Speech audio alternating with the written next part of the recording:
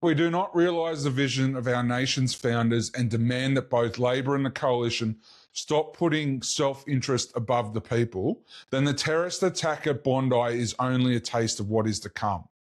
This nation will collapse into a tribal, totalitarian, collectivist system where all that matters is group identity.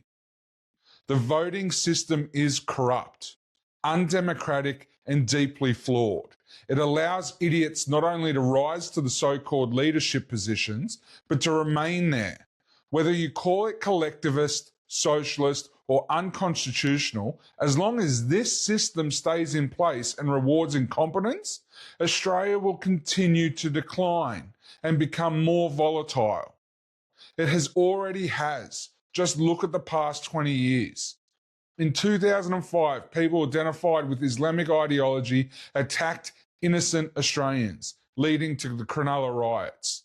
The media and the Howard government claimed there was no underlying ideological issue, just drunk racist.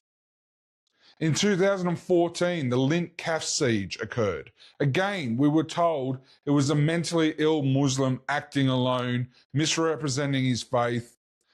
Islamic ideology was not to be questioned. If you did, you were labelled racist or Islamophobic. And once again, it was the guns' fault.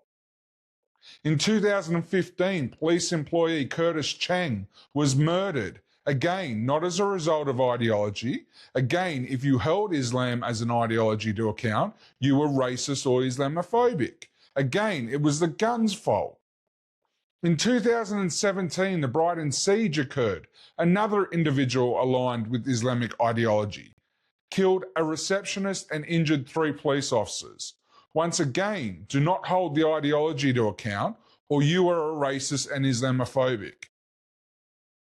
Between 2001 and 2021, 52 ADF members were killed and 263 wounded fighting people identifying with Islamic ideology. In that example, the ideology held to account was the so-called toxic masculinity of our Special Forces soldiers.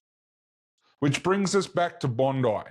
Once again, we are told not to hold the ideology to account. And if you do, you're a racist or Islamophobic. All that is required, apparently, is to further restrict law-abiding Australians from owning firearms. Now, if you misarticulate yourself on social media, the police commands that have failed Australians to date will send their members to your house for hate speech violations, which could put you in prison. But yet again, if you affiliate with Islamic ideology, you're excused because politicians ultimately don't want to lose votes. So unsurprisingly, at Bondi, it's the guns' fault again, and absolutely nothing to do with Islam as an ideology.